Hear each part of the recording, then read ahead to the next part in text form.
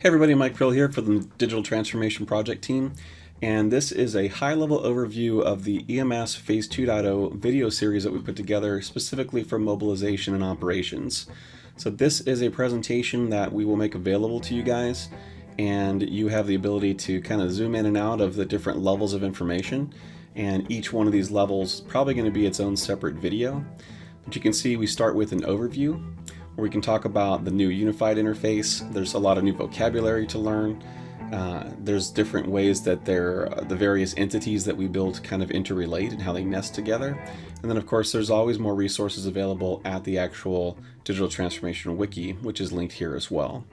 So most of these slides are probably going to end up with videos and wiki article links, and just kind of grow as we expand on the information.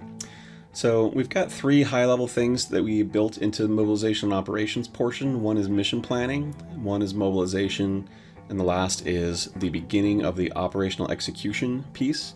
We're going to pick up a lot more ops execution in a future release, but for 2.0 we've built out a decent amount already. Under mission planning, we break it down to analysis and documentation versus the approval process, and then something new called resource requirements. We'll talk about those in specific videos. Under mobilization, we break that out into soliciting availability, like who's actually in an area that is near this place and who can actually go.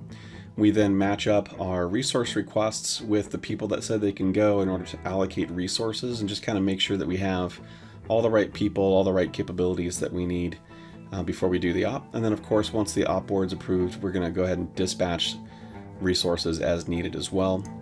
And then during the actual operation, we've built in a few things. Like I said, there's going to be a lot more in the near future. But for now, we have something called strike team alignment, which allows us to understand exactly where everyone's at. We have mechanisms to be able to intake spontaneous volunteers.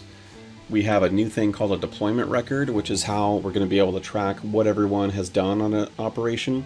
And the good news there is that we also have a lot of historical deployment information that we can put into the system, so that if you've been on an op before, it should show up in your profile.